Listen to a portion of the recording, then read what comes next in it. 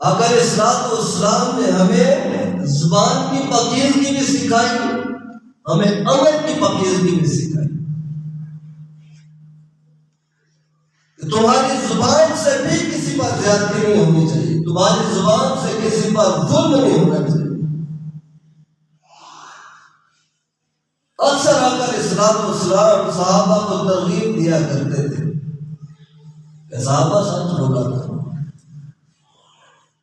صحابہ سچ بولا کرو۔ یا رسول اللہ سچ کیا ہے، کیا ملے گا؟ آقا فرماتے ہیں کہ میرے صحابہ سچ نیکی ہے اللہ کی بارگاہ میں۔ یا رسول اللہ سچ نیکی ہے تو نیکی کیا کرتی ہے؟ آقا فرماتے ہیں کہ صحابہ نیکی تمہیں جنت میں پہنچا دے۔ تو زبان کی پاکیزگی حضور نے سکھائی، فرمایا صحابہ جھوٹ سے بچا کرو، غلط بیانی تمہاری زبان میں نہیں آنی چاہیے۔ یا رسول اللہ جھوٹ سے بچنا کیا ہے؟ جھوٹ کیا ہے؟ آقا فرماتے ہیں کہ بھی جھوٹ ظلم ہے، جھوٹ گناہ ہے۔ یا رسول اللہ گناہ کا نتیجہ کیا ہے؟ آقا فرماتے ہیں کہ گناہ تمہیں جہنم تک لے جائے۔ تو زبان کی پاکیزگی، کردار کی پاکیزگی، ہاتھ کی پاکیزگی، دل و نگاہ کی پاکیزگی، تو نبی کریم نے کردار سنبھالا اپنے ماننے والوں کا۔ اب یہ بہت بڑا شرف ہے اس امت کے پاس کہ اللہ کریم نے اس امت کو حضور کی امت بنایا۔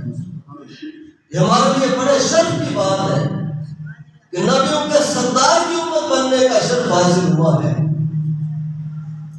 آقا علیہ الصلوۃ والسلام قدم قدم پر سمجھاتے رہے۔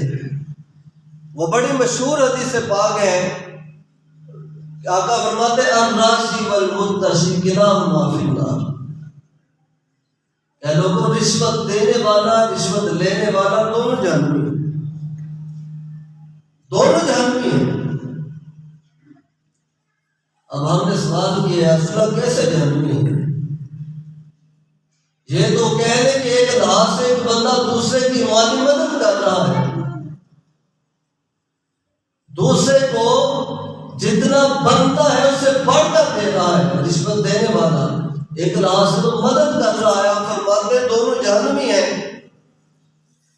تو جب ہم نے اس عمل کی بنیاد کو دیکھا تو پتہ یہ چلا کہ بھائی جہنمی کس لیے ہے کہ جو رشوت دے رہا ہے وہ اپنے مسلمان بھائی کو دھوکے پر تیار کر رہا ہے،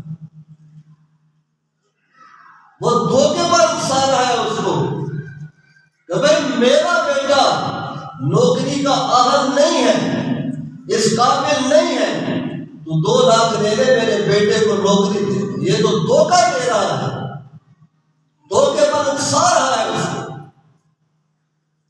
ایک مجرم کا بھائی چلا گیا تھانے کے پاس، پولیس والے کے پاس، جناب چھوڑ دے۔ تو اس نے کہا بھائی 2 لاکھ دے پھر لے جا۔ رشوت دھوکے پر آمادہ کرتی ہے، اور حضور نے اس امت کو دھوکے سے بچایا ہے، کسی کے ساتھ نہ زبان کا دھوکہ کرنا نہ عمل کا دھوکہ کرنا۔ تو رشوت دینے والا جہنمی کیوں ہوا؟ اس لیے کہ وہ دوسرے کو دھوکہ دینے پر تیار کر رہا تھا۔ اور مرتشی رشوت لینے والا جہنمی کیسے ہوا؟ وہ تو رشوت لے رہا تھا، دھوکے پر کسی کو تیار تو نہیں کر رہا تھا۔ تو جواب آتا ہے کہ یہ جہنمی اس لیے ہوا کہ یہ کسی کو دھوکہ دینے کے لیے تیار ہو گیا، دنیاوی فائدے کے لیے، دنیاوی مال کے لیے دوسرے کو دھوکہ دینے کے لیے تیار ہو گیا کہ وہ جو رشوت لے کر مال لے کر اس بیٹے کو اس نے نوکری دی ہے جو نااہل تھا، اس نے اس بندے کے ساتھ دھوکہ کیا ہے جو اس نوکری کا اہل تھا، جو اس سیٹ کا اہل تھا، جو اس مسلک کا اہل تھا۔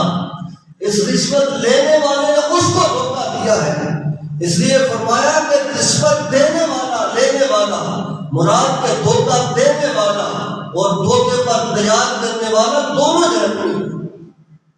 حضور نے کردار کی پاکیزگی سکھائی کہ لوگوں دھوکے سے بچنا، تم سے کبھی کسی پر نہ زبان کا دھوکا ہو نہ عمل کا دھوکا ہو۔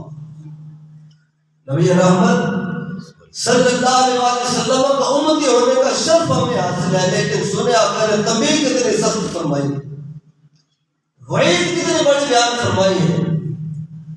حضرت موسیٰ علیہ السلام، حضرت ابراہیم علیہ السلام جب اس امت کے فضائل سنا کرتے تو اللہ سے دعا کیا کرتے تھے، یا اللہ یہ امت ہمیں عطا فرما۔